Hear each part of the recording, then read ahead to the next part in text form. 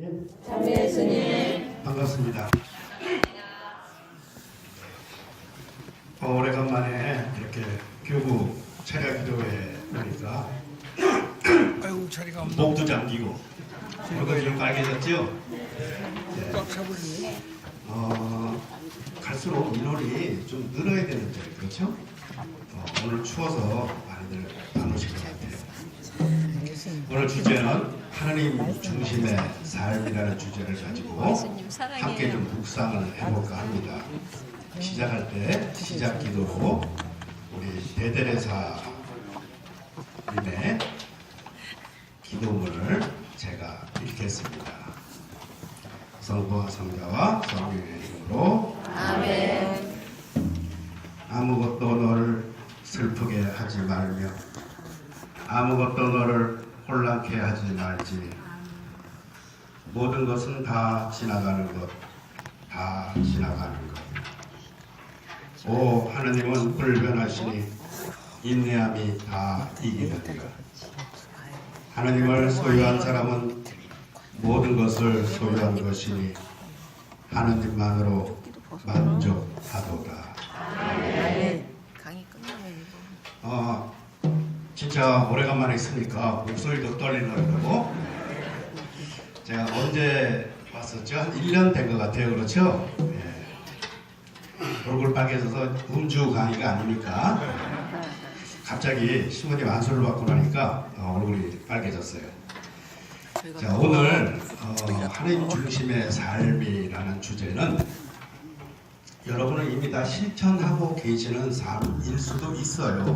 하지만 우리가 하나님 중심의 삶을 살고 있다라고 착각하고 있는 경우도 많기 때문에 과연 어떠한 삶이 하나님 중심을 살고 있는, 하나님을 중심에 두고 살고 있는 삶인가 하는 것을 가지고 좀 묵상을 해볼까 합니다.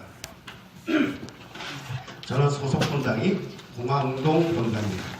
공항동 본당에 얼마 전에 세미나가 끝났거든요. 몇 명 혹시 알고 계세요? 저기 아들 아니야? 네, 550명 세미나를 받았어요. 굉장히 많이 받았죠? 네. 그러면 이 550명이 성령 세미나를 받아서 하나님을 만나고 성령을 내 안에 모셨다면 성령 기도에 몇 명 정도가 추가돼야지 좋겠어요? 500명. 550명 다. 500명. 여러분 소속 본당에 세미나들 하시죠?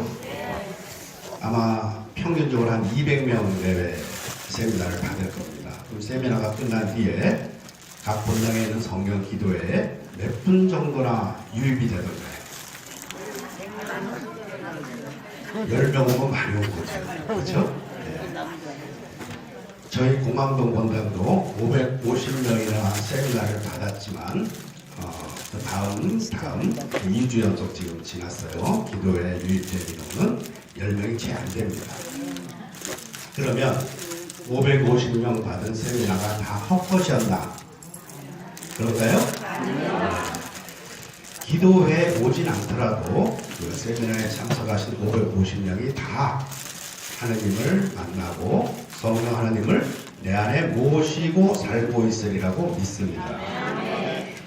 그런데 왜 성령 기도회에는 인원이 적게 올까? 여러분 이유를 아세요? 지금부터 그 이유를 우리 같이 좀 밝혀볼까 합니다. 여러분 참석하신 이 기도회가 무슨 기도회죠? 네, 금요 철야 기도회죠. 근데 이 금요 철야 기도회는 성령 기도회이기도 하지요. 그러면 성령 기도회는 어떤 기도회를 성령 기도회라고 합니까?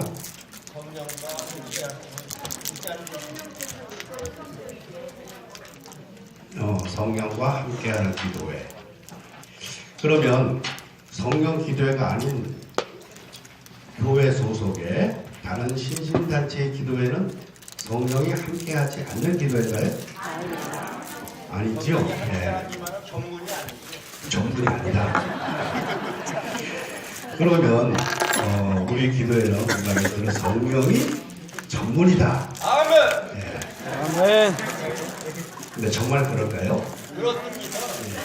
제가 이제 성령 기도회에 대해서 우리 참석하고 있는 각 본당의 성령 기도회나 이 교구에 있는 요일마다 있는 노령 기도회부터 이 주일 기도회까지 매일 기도회가 있는데, 이 기도회는 도대체 어떤 기도회를 가지고 우리가 성령 기도회라고 하는가를 좀 살펴보고, 그 성령 기도회라는 정의 속에 들어있는 말 가지고 우리가 하나님 중심의 삶이란 어떤 것인가를 좀 살펴보도록 하겠습니다. 성령 기도회란, 성령 쇄신 기도회란 성령 세례를 통한 체험 자체에 목표를 두는 것이 아니고, 이를 바탕 삼아 성령의 이끄심을 받음으로써 하나님 중심의 생활을 하는 데 있다.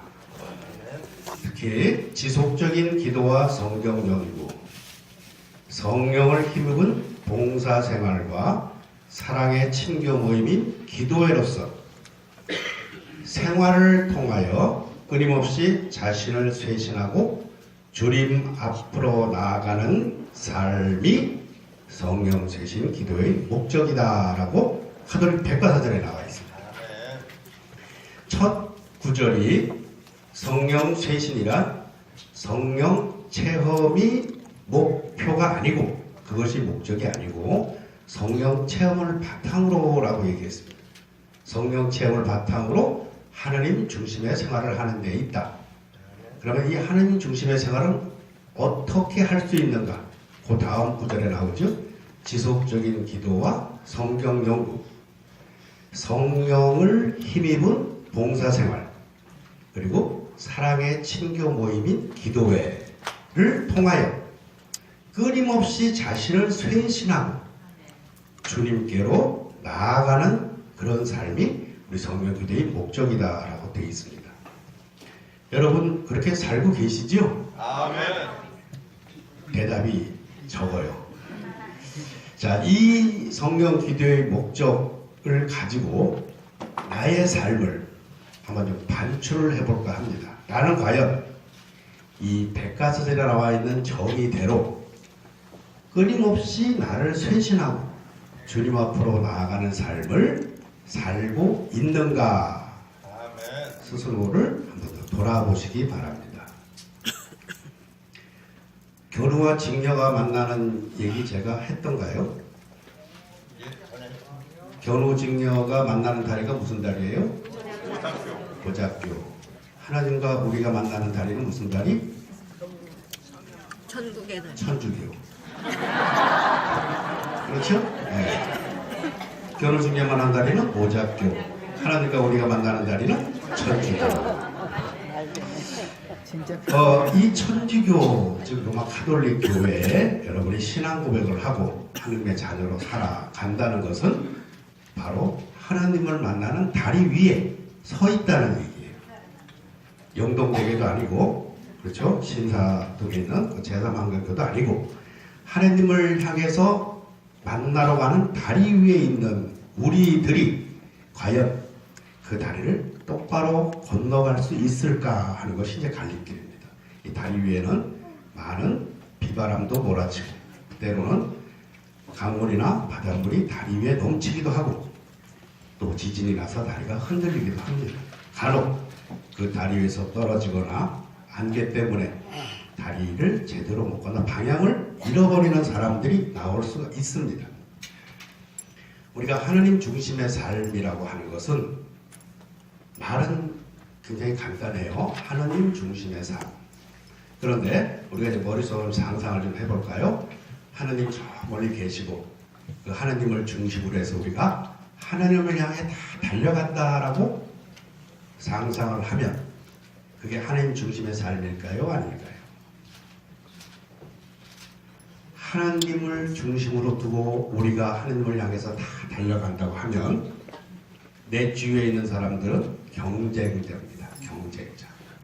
그런데 하나님을 내 안에 모시게 되면 우리가 하나님을 향해서 달려가는 이것보다는 하나님을 내 안에 모시는 삶이 진정한 하나님 중심의 삶이 됩니다. 이 하나님을 내 안에 모시는 삶의 방법이 방법이 바로 이 성령 세신 기도의 목적 두 번째에 나오는 지속적인 기도와 성경 연구, 그리고 사랑의 친교 모임인 기도회, 그리고 생활을 통하여 끊임없이 자신을 쇄신하는 이 삶이 하나님을 내 안에 모시는 삶이 된다라고 가르쳐주고 있습니다. 아멘. 여러분들은 다 기도 열심히 하시죠? 한 번만 기도 열심히 하시죠. 근데 여기 와 계시는 것 자체가 이미 기도 생활을 열심히 하고 계시는 것이라고 믿습니다. 아멘. 근데 그 기도는 과연 하나님께 잘 상달이 될까요? 하나님께서 귀 기울여 들으시는 기도를 하고 계십니까? 아마 네 하시는 분들은 기도의 응답을 받으신 분일 거예요. 그런데 우리 기도하는 우리들이 대부분 하나님의 응답을 잘 못 듣거나 알아듣지 못하거나 응답이 없다라고 생각하는 경우가 많습니다. 어떠세요? 기도하는 족족 하나님께서 즉각 대답해 주시던가요? 우리가 기도 말미에 제일 잘 붙이는 말이 내 뜻대로 하지 마시고 주님 뜻대로 하시옵소서. 그리고 속으로 뭐라 그래요? 하지만 그래도 내 얘기 좀 들어주세요. 하나님 뜻대로 하십시오 해놓고 그래도 조금은 내가 원하는 대로 해주세요라고 겉으로 드러내진 않지만 토시를 답니다. 그래야 안 그래요? 우리가 이제 지속적인 기도와 성경 연구라고 그랬는데 이 성경에 관한 건 조금 이따 얘기하고 기도 얘기부터 좀 해볼까 합니다. 우리가 기도를 잘 못한다, 기도하는 방법을 잘 모르겠다, 어떻게 기도해야 될지 모르겠다라는 얘기들을 많이 해요. 정말 기도하는 방법을 몰라서 그렇게 얘기하는 게 아니라고 생각이 듭니다. 왜 그런 얘기를 하느냐 하면 기도한다고 했음에도 불구하고 하나님께서 대답을 안 주시는 것 같거든요. 분명히 나는 기도를 하고 열심히 했는데 하나님께서는 그 기도에 대한 응답을 안 주시는 것 같아 라고 스스로 생각이 들기 때문에 이 기도가 잘못된 것이 아닌가, 내가 틀리게 기도하는 것이 아닌가, 어떻게 기도해야 하나님께서 들어주실까, 이런 의심, 불안이 생기게 마련입니다. 그래서 오늘 기도를 어떻게 해야 되는지에 대해서 바르티메오의 이야기를 가지고 잠깐 예를 들어볼까 합니다. 바르티메오 아시지요? 네. 어느 복음에 나와요? 어느 성에 살던 사람이에요? 예리고 성에 살던 사람이에요. 바르티메오가 소경입니다. 선천적인 소경이에요? 후천적 소경이에요? 후천적. 의견이 나뉘죠? 네. 천적입니다. 오, 예. 성경 많이. 저는 이쪽에 주로 앉으시더니 오늘 중간에 옮겨가시고. 후천적 소경입니다. 어느 구절에서 알 수 있느냐 하면 예수님께서 내가 너에게 무엇을 해주기를 원하느냐라고 물었을 때 다시 보게 해주십시오라고 얘기합니다. 오늘 이 다시 보게 해주십시오라는 말이 상당히 중요한 의미를 가진 말이지만 지금 바르티메오 이야기에서는 기도에 관해서 얘기할 때 바르티메오 예를 든다고 그랬죠. 바르티메오가 예수님을 부르는 소리를 뭐라고 부르죠? 다윗의 자손 예수 그리스도여 저에게 자비를 베풀어 주십시오. 그런데 이 바르티메오가 외치는 환경을 좀 이렇게 우리가 상상을 해볼까 합니다.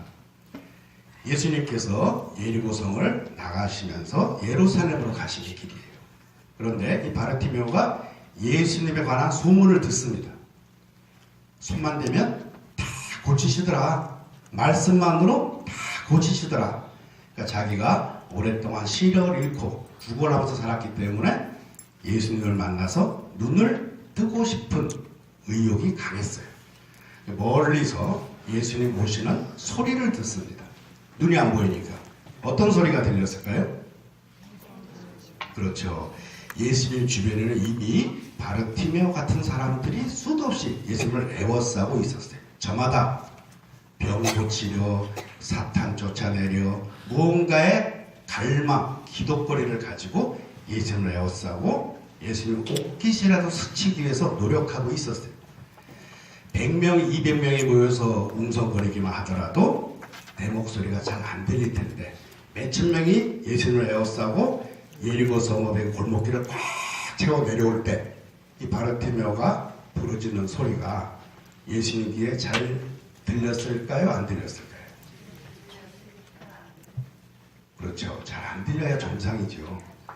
여기 계시는 지금 한 300명 정도 앉아 계시네. 그렇죠? 300명이 다 옆 사람하고 이렇게 잡담을 할 때 제가 마이크 안 들고 여기서 아무리 얘기해봐야 제 목소리가 저 뒤에 있는 분한테 들릴까요? 안 들릴까요? 안 들리겠죠. 몇백 명이 주님을 에워싸고 다윗의 자손 예수 그리스도여 저 좀 봐주세요. 저 좀 고쳐주세요. 저에게 구원을 내려주세요라고 악을 쓰고 있어요. 왜냐하면 자기 목소리가 예수님께 들려야 자기가 치료받거나 구원받을 수 있기 때문에. 그런데 예수님 위치를 시력이 없으니까 어디 계신지 알아보지 못하는 바르티메오는 그 소리가 많이 나는 큰 소리가 나는 쪽을 향해서 얼굴을 돌리고 소리를 지릅니다. 그럼 예수님께서는 어떻게 이 바르티메오의 목소리를 알아들으셨을까? 이 마르코복음에 이 바르티메오 이야기를 읽어보면은 제자들이 주변 사람들이 바르티메오를 야단을 칩니다. 시끄러워 조용히 해 라고 야단을 칩니다. 여기에 아랑곳하지 않고 바르티메오가 더 크게 다윗의 자손 예수 그리스도여 저에게 자비를 베풀어 주십시오 하고 소리를 지릅니다. 예수님께서 그를 내게 데리고 오너라 라고 목소리를 알아들으세요. 어떻게 다른 사람들 지르는 소리 속에 바르티메오의 목소리를 알아들으셨을까? 바르티메오 목소리 속에 어떤 것이 있었을까? 다윗의 자손 그리스도여. 간절함. 제가 이 철야기도에 보면은 좀 조심해야 돼요. 왜냐하면 여기 계신 분들은 다 귀는 엄청 고급이야. 그렇죠? 매주 금요일마다 훌륭하신 감사하는 신부님 말씀 듣다 보니까 웬만한 얘기를 들어서 이거 흉보는 거예요. 웬만한 얘기를 들어서 자극이 안 돼.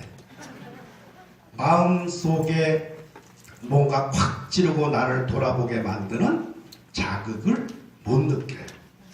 웬만큼 심한 얘기를 듣지 않으면 그냥 건성건성 넘어가게 됩니다. 그래서 금요 기도회, 철야 기도회에 오시는 분들은 보다 좀 더 자극적인 얘기를 원하는 경우가 많아요.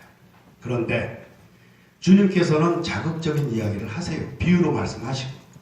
하지만 우리가 정말 듣고 싶은 이야기는 이미 결론은 나 있죠. 주님께서 나를 사랑하신다라는 이야기를 사실 이미 듣고 싶고 들었고 그거를 내 마음속에 담아가고 싶은 거예요.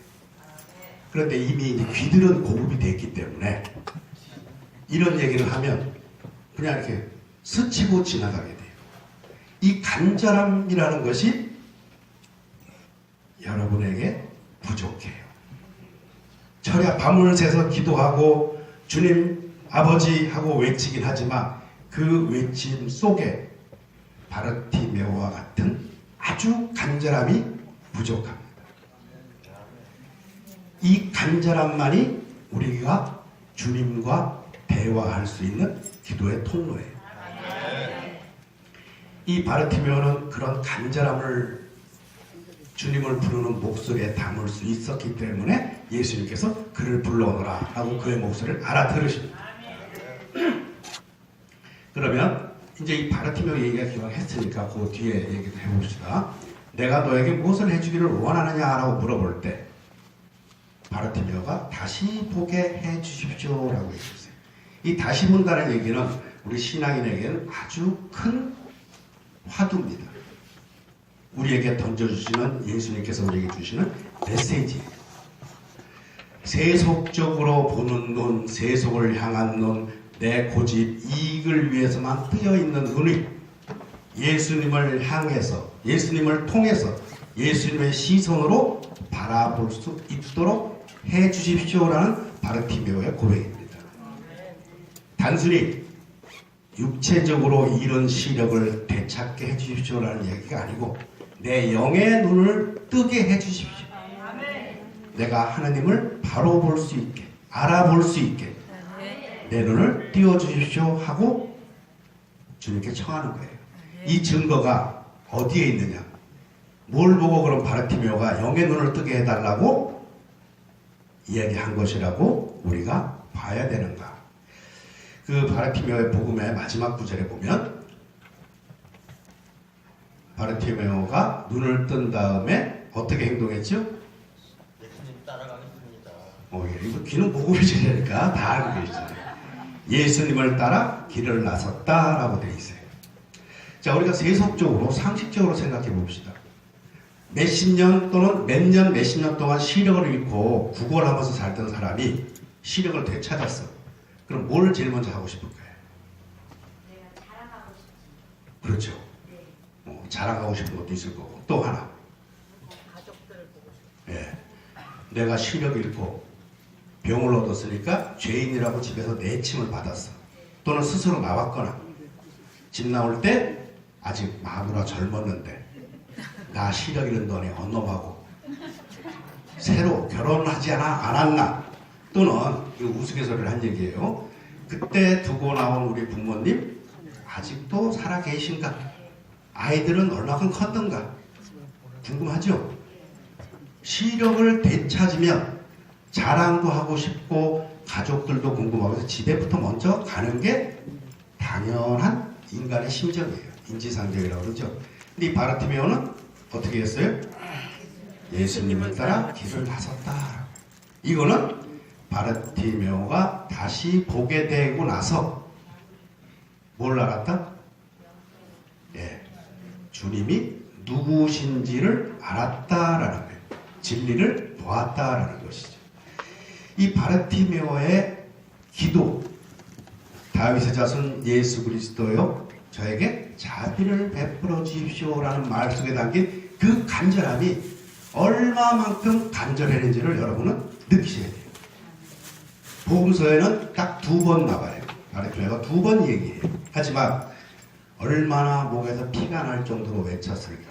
또는 목소리 큰 것뿐이 아니고 그 속에 담겨져 있는 간절함이 얼만큼 컸을까? 수많은 사람이 외치는 속에서 주님께서 알아들으실 정도가 되어야만이 우리는 주님의 응답을 받을 수 있습니다. 근데 이 간절함이 방향을 또 잘 잡아야 돼요. 방향을 엉뚱하게 잡고 그저 간절하게만 한다고 주님 응답을 주실까? 요즘 정부에서 부동산 규제법을 발표해서 내가 강남에 아파트 2채 있는데 한 채 팔아야 돼. 주님, 지금 가격에서 2억만 더 받게 해주십시오 하고 간절하게 기도해요. 네, 기도방에 이루어질까요? 아니요. 이루어질 수도 있어요. 어떻게?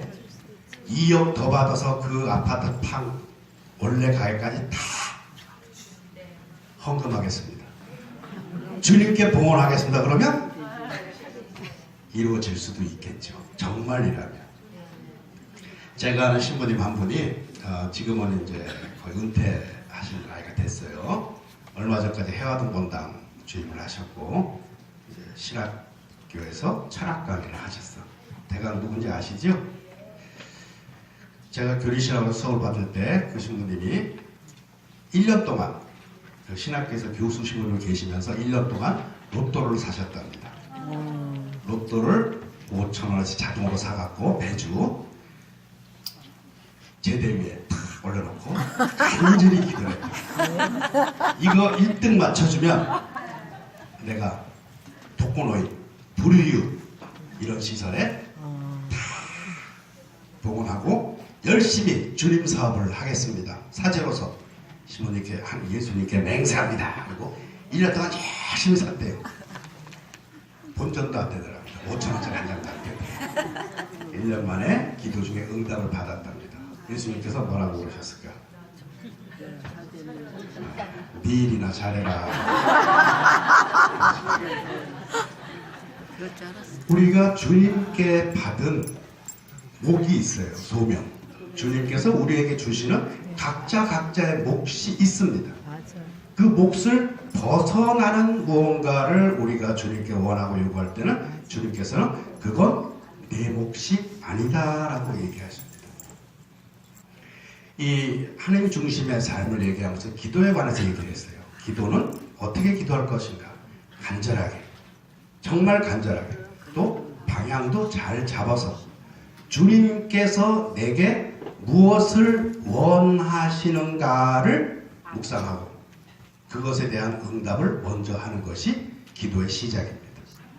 무조건 주님께 이거 해주세요, 저거 해주세요, 뭐 낫게 해주세요, 이사 가야 되는데 좋은 집 구해주세요, 우리 애 취직해야 되는데 공부는 하나도 안 했지만 좋은 직장 가게 해주세요, 우리 딸 결혼해야 되는데, 이 얘기하면 인신공격이라서 뺄게요. 하여튼 자기 자신의 노력이라든가 소명에 관해서는 전혀 생각 안 하고 그저 주님께 바라기만 하는 기도는 주님께서도 이 얘기하면 좀 그렇지만 들을 가치가 없는 기도. 주님께서 우리에게 원하시는 것이 있어요. 들림없이 우리에게라기보다 나에게, 여러분에게, 각자 개인에게 주님께서는 원하시는 몫이 있습니다. 주님께서 내게 원하시는 것이 무엇인가를 기도를 통해서, 묵상을 통해서 먼저 깨달아야 됩니다. 우리는 흔히 내가 좀 뭔가 큰 역할을 했으면 좋겠다라고 생각하는 경우가 있어요. 그러시죠? 우리 기도에 와서도 뭔가 좀 중요한 몫을 좀 했으면 좋겠어. 중요한 역할을 좀 했으면 좋겠어. 그런 생각 안 하세요? 그런 생각들 안 하시는가 봐. 그런 생각을 하게 되면 그것이 자칫 교만으로 이어집니다. 내가 중심이 돼야 되고, 내가 앞장서서 해야 되고, 나를 중심으로 모든 일이 이루어져야 되고 라고 생각을 한다면 결코 그것은 주님께서 원하시는 것이 아닙니다. 주님께서는 낮은 곳으로 임하라고 그랬습니다. 우리가 봉사의 의미는 남을 앞에서 끌고 나가는 것이 봉사예요, 뒤에서 바치는 게 봉사예요? 뒤에서 바치는 게 봉사입니다.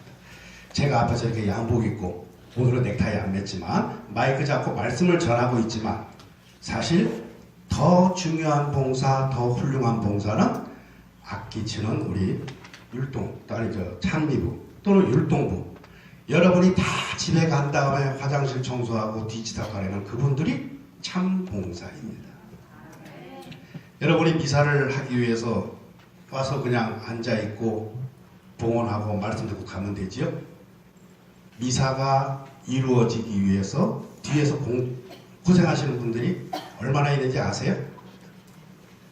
제대 준비하고 성찬 준비하고 모든 것이 쉽게 이루어지는 것은 하나도 없습니다. 이 철야 기도회를 초저녁부터 다음날 새벽까지 쭉 진행하는 것만 해도 많은 봉사자들의 노력과 수고와 봉사를 통해서 이루어지지만 끝난 뒤에 뒷정리하는 분들에 대해서 여러분 깊이 생각해 보셨어요? 아마 간식 주지요? 오늘 떡 받으셨어요? 이 떡 어디서 했어? 이렇게 맛이 없어. 야, 이런 떡 줄 바에야 단팥빵 주지. 떡이 왜 이렇게 조그매? 라고 생각하는 분도 있을 수 있을 거예요. 하지만 하나하나의 과정이 많은 사람들의 기도와 희생을 통해서 무언가 이루어집니다. 하나님께서는 공동선을 이루기 위해서 모든 사람의 협력을 이끌어내신다고 했습니다. 그 협력을 받으면서 우리는 뒤에서 힘들게 고생한 사람들에 대한 감사의 기도를 잊어버리면 안 됩니다.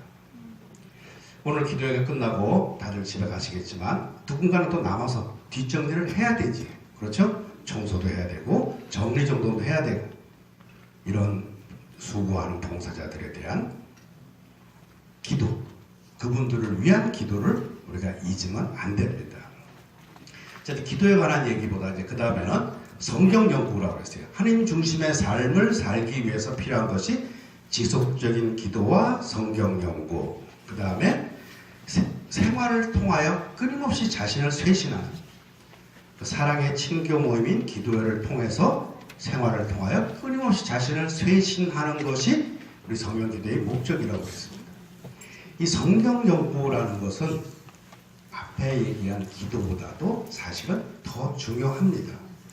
성경 연구 그러면 우리 성경 공부, 창세기, 탈출기 이렇게 쭉 공부해 가면서 그것만 성경 공부고 성경 연구라고 생각하실지 모르겠어요. 하지만 아까 얘기한 바르티메오의 이야기라든가 하나라는 여인 얘기라든가 자케오 이야기라든가 하나하나의 예화마다 그 예수님께서 말씀한 예화 속에는 우리의 과거를 반성하고 현재를 직시하고 미래에 대한 희망까지도 다 포함되어 있는 말씀입니다.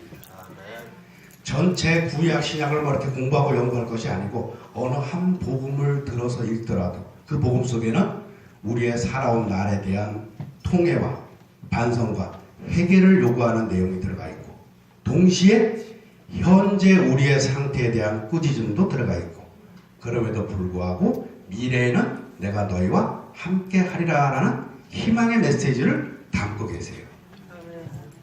이 성경 연구라는 건 복음을 한 구절 읽어가면서 우리는 그 복음 속에서 주님께서 내게 말씀하시고자 하는 것이 무엇인가를 깊이 묵상을 해야 됩니다.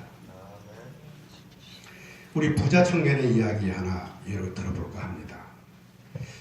부자 청년 아시죠? 네. 예수님을 만나러 왔습니다. 스승님, 제가 스승님을 따라가겠습니다. 그러니까 예수님께서 그래, 나를 따라오너라. 그런데 오기 전에 이거 하고 저거 하고 이거 하고 저거 해라 그랬더니 이 청년이 뭐라고 그래요? 그거 어릴 때부터 다 해왔습니다 라고 얘기합니다. 예수님께서 잘했다, 훌륭하다, 착하다. 그럼 날 따라가자. 마지막으로 네 재산을 다 나눠주고 나를 따라오너라 라고 얘기합니다. 이 부자 청년이 울면서 돌아갔다. 아시죠? 네. 그럼 이 부자 청년이 과연 예수님이 어떤 분이신지를 알았을까요? 몰랐을까요? 몰랐다, 알았다. 어차피 뭐 둘 중에 하나겠죠? 정답은 알았다. 왜? 예수님이 어떤 분인지를 몰랐다면 그 청년이 울면서 돌아갈 일이 없어요. 네 재산을 다 나눠주고 나를 따라오너라. 그러면 예수님이 어떤 분인지 몰랐다면 뭐라고 얘기했을까요? 낸 미친놈? 내가 모은 재산이 얼만데 그걸 다 던지고 널 따라오라고? 택도 없다 라고 얘기하고 비웃고 돌아갔을 거예요. 하지만 이 부자 청년이 울면서 돌아갔다는 얘기는 뭘 뜻해요? 네, 그분이 누구신지를 알았어요.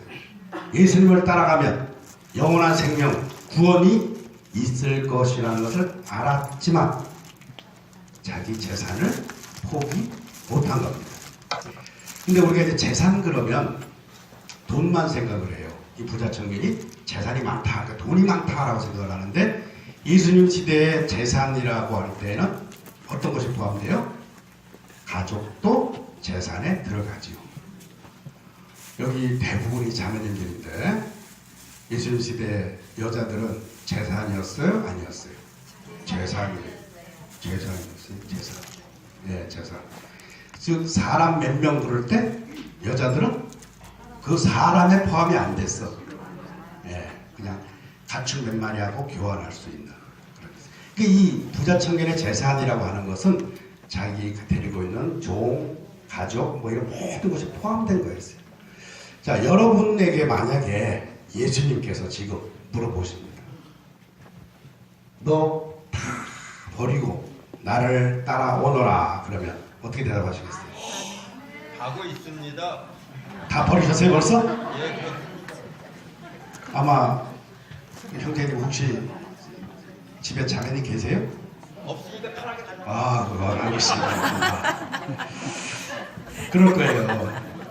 우리가 다 버리고 오너라 그럴 때 집에 있는 분하고 사이가 좀 안 좋으면 뭐라 그래요? 예수님 왜 이제 그 말씀하세요? 진작에 좀 버리라고 그러지. 냉큼 버리고 갈 텐데. 근데 이게 우스갯소리로 할 얘기가 아니에요. 우리 생각해 보세요. 다 버리라는 거에는 자식도 포함 들어가 있고, 부모도 들어가 있고, 친구도 들어가 있고, 몇십 년 동안 살아오면서 겪은 인간관계에 대한 모든 것을 다 끊어버리고 나를 따라가자라고 했을 때 아멘 하고 따라갈 수 있는 사람이 몇 명이나 되겠는가? 또는 아멘 하고 따라가기 위해서는 그 마음속에 있는 믿음이 얼마만큼 굳건해야 가능한가? 우리가 쉽게 여기서 예 따라가지요 라고 얘기하지만 막상 예수님과 함께 걸어가는 삶이 그 삶에 대한 확신이 없다면 그게 꽃길이 될지 가시밭길이 될지 여러분이 예수님과 함께 가는 길이 꽃길이라고 확신하세요? 십자가 길입니다. 그렇죠. 예. 그 어려운 길을 내가 다 버리고 선택한다는 것은 내가 가진 믿음의 크기가 얼마만큼 돼야지 가능한가? 여러분이 욥기를 읽어보셨어요? 욥이 어떤 삶을 살죠?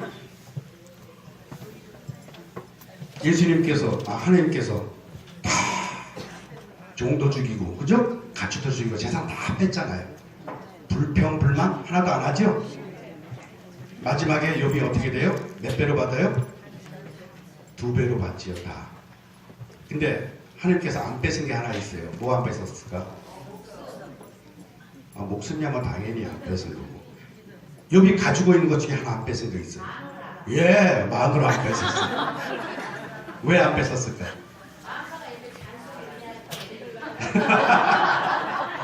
그것도 새로운 결론이네요. 그 일리가 있는 얘기예요, 그렇죠? 근데 하나님께서 욥의 마누라를 안 뺏은 이유는 다 2배로 줘야 되는데 마누라 뺏으면 마누라도 2를 줘야 돼. 그래서 마누라는 안 뺏었대요. 왜냐하면 아담에게도 마누라 몇 줬어요? 하나만 줬죠. 이거 뭐 우스갯소리를 한 얘기지만 우리가 정말 하느님의 부름에 예 하고 아멘 하고 따라가기 위해선 욥과 같은 믿음이 있어야 돼요. 모든 것을 주님께 의탁하고 주님께 온전하게 내어 맡기는 믿음이 없이는 아멘 네 하고 쫓아갈 수가 없습니다. 그럼 이런 온전한 믿음은 어디에서 오는가? 주님을 만나면 됩니다. 네, 주님을 만나. 정답이 너무 빨리 나오면 제가 할 얘기가 없잖아요. 주님을 만나야 된다는 것은 틀림없습니다. 어떻게 만날 건가? 기도에 와서 열심히 졸면서 기도하고 만나지나요? 네. 말씀을 통해서. 강사의 이야기가 아니에요. 성경 말씀을 통해서 주님을 우리는 만날 수 있습니다. 아까 얘기한 대로 복음 속에는 우리의 과거에 대한 통회, 회개도 들어가 있고 현재 나의 상태에 대한 직시하는 현실도 들어가 있고 그리고 내가 그것을 보았을 때 내 미래는 어떠할 것이다 라는 희망의 메시지도 있어요. 어제 복음에 어제하고 그제 복음에 어떤 내용이었죠? 예, 나에게 주님 주님 하지 마라. 어떤 사람이 내 이웃이라고 그랬어요? 나의 말을 실천하는 자라고 얘기했어요. 사실 이 철야 기도에 와 있는 여러분들은 1단계 주님 주님 하는 분들이 맞습니다. 틀림없죠? 2단계 주님의 말씀을 실천하는 자인가? 네. 이거는 조금 생각을 해봐야 돼요. 저도 그렇고 주님의 말씀 우리는 100% 실천하지 못합니다. 불행하게도. 아까 우리 김도희 신부님 뭐라고 그러셨어요? 주님께서 우리에게 가르쳐 주신 계명이 뭐라고 그랬어요? 이웃을 지 사랑해라. 쉬워요? 얘기하셨잖아요. 그 이웃이 옆집 사람일 수도 있고 내 함께 사는 가족일 수도 있고 내 공동체 안에 같이 있는 그 누구일지도 모른다. 또는 그 전부가 다 내 이웃인데 과연 그 이웃을 내 몸같이 사랑하고 있는가? 혹시 옆집 남자 사랑하시는 거 아니에요? 네. 정말 어려운 얘기예요. 내 이웃, 옆집 사람이 아닌 함께 사는 내 배우자, 자녀, 부모를 내 몸같이 사랑하느냐? 감히 예라고 대답하시면 안 돼요. 그렇게 살고 계세요? 박수 한번 쳐주세요. 정말 그렇게 살고 계세요. 한 가지 좀 뭐라 그러나 제대로 맞는 예인지는 모르겠는데 끝나봐 이거 이번. 어느 등대지기 얘기를 한번 할까 합니다. 어느 성당에 미사 도중에 신부님이 강론 말씀을 하세요. 등대지기 이야기를 합니다. 어느 섬 마을 외딴 섬에 등대가 하나 있었는데 등대지기는 부인 없이 혼자 등대에서 등대불을 켜고 살아갑니다. 근데 그 등대지기엔 아들이 하나 있었는데 서울로 유학 보낸 아들이 하나 있었어요. 똑똑하고 하느님을 잘 섬기고 생활을 열심히 하는 착한 아들이었어요. 방학이 돼서 이 아들이 친구와 함께 아버지가 있는 등대에 놀러 왔어요. 아버지 집에 다니러 온 거죠. 그 등대에 있는 배가 이제 두 척이 있었는데 배 한 척을 타고 아들이 자기 친구와 낚시를 갔습니다. 얼마 전에 낚싯배도 침몰했죠. 이 낚싯배도 풍랑에 거세갖고 뒤집어졌어요. 아버지가 멀리 등대 위에서 보니까 자기 아들과 친구가 탄 배가 뒤집어져서 둘 다 물속에 빠져 후격되고 있었어요. 아버지가 작은 쪽배, 2명 타면 꽉 차는 쪽배를 막 저어가지고 아들을 구하러 갔습니다. 도착해서 아들한테 손을 내밀고 얼른 올라타 그랬어요. 근데 이 아들이 보니까 그 배에는 아버지 외에 한 사람밖에 못 타는 거예요. 아버지 손을 잡았다가 손을 놓고 아버지에게 얘기를 이렇게 합니다. 아버지와 저는 하느님을 알지만 저 친구는 아직 하느님을 모릅니다. 지금 저 친구가 죽는다면 하느님을 모른 채로 죽게 됩니다. 저는 이미 하느님을 알고 있으니까 죽으면 틀림없이 하느님 옆으로 갈 거니까 친구를 구해주세요 라고 얘기하고 아들이 물속으로 빠져들어갑니다. 그 아버지는 울면서 자기가 더 뛰어들고 이렇게 했으면 좋겠지만 아들이 순식간에 물속에 들어가니까 아들 친구를 구했어요. 그래가지고 이제 무트로 나왔다라고 얘기를 합니다. 그 신부님이. 마침 저 뒤쪽에 젊은 청년 셋이 앉아갖고 신부님 강론 말씀을 들으면서 한마디 합니다. 에이 저거 다 뻥이야. 세상에 저런 사람이 어딨어. 지 살기 바쁜데 아들 살리지 아들 친구 살리겠어. 그리고 아들이 한 얘기도 너무 소설 쓴 느낌이 나 이렇게 얘기를 해요. 그 뒤에 웬 노인이 앉아있다가 청년들한테 얘기를 합니다. 그때 구해준 그 아들 친구가 저 앞에 있는 신부님이셔. 내가 그 등대직입니다 라고 얘기를 합니다. 이런 예화를 들으면서 하나님께서는 과연 등대지기의 아들을 죽임으로써 무엇을 얻고자 하셨는가? 그 친구 때문에 목숨을 구한 등대지기 아들의 친구가 사제가 되어가지고 주님의 영광을 드러내는 그 소명을 등대지기와 아들 친구에게 주님께서는 소명을 주신 거예요. 아멘. 이러한 역할이 우리가 이태석 신부님 아시죠? 이제 기억도 까마득하죠? 돌아가신 지가 벌써 한 5, 6년 됐어요. 그렇죠? 이태석 신부님이 돌아가셨을 때 많은 사람들이 그 젊고 재능 있고 유능한 사제를 왜 일찍 데려가실까? 노래도 잘해, 의사야, 또 사제고, 또 아프리카 가서 그 가난한 사람을 봉사하는 그 사제를 조금 더 오래 살려서 더 많은 봉사를 하도록 하지. 왜 이렇게 일찍 대장암이라는 병에 걸려? 일찍 데려가셨을까? 여러분은 왜 일찍 데려갔다고 생각하세요? 고열배를 많이 맺습니다. 예. 이태석 신부님 그 사제 죽음을 통해서 우리가 알게 된 게 뭘 알게 됐어요? 남수단 아이들의 비참한 생활, 남수단이라는 나라의 사람들의 삶이 얼마만큼 힘든 삶을 살고 있는가를 알게 됐고, 또 그런 사람들을 위해서 하느님의 말씀을 전하는 봉사하는 사제들이 많이 있다라는 것을 알게 됐지요. 그래서 내 주변에 있는 불쌍한 사람, 가난한 사람, 가여운 사람들을 위해서 우리가 좀 더 무언가를 해야겠다라는 마음속에 측은지심을 하나님께서는 불러일으키십니다. 결국 이태석 신부님은 혼자 돌아가셨지만 그 이태석 신부님의 죽음을 통해서 하느님께서 원하시는 여러 가지 일들이, 우리가 공동선이라고 얘기하죠. 원하시는 여러 가지 일들이 순차적으로 이렇게 파고들어서 일어나게 됩니다. 이 얘기를 하면서 우리는 언제나 우리 인생에 또는 내가 속한 공동체의 주인공이 되면 좋고 중심이 되면 좋겠지만, 하나님께서는 우리를 도구로 쓰시기를 원하십니다.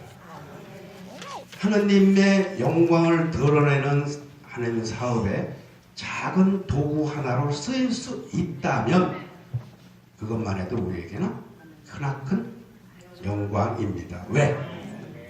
하나님께서는 몇 배로 갚아주셔요?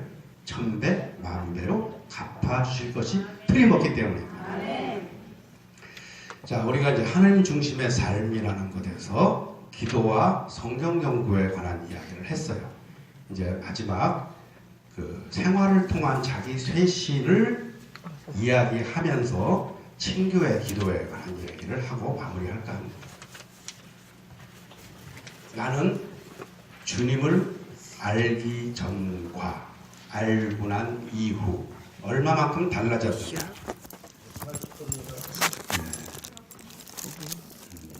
360도 변하신 거죠. 원위치죠? 360도 변하는 말이에요. 우리가 쇄신이라는 것은 어제보다 나은 오늘을 얘기해요. 한 번 한순간에 180도 변할 수 있다면 가장 좋겠지만, 우리가 다이어트를 해도 뭐가 생겨요? 요요 현상이 생기죠.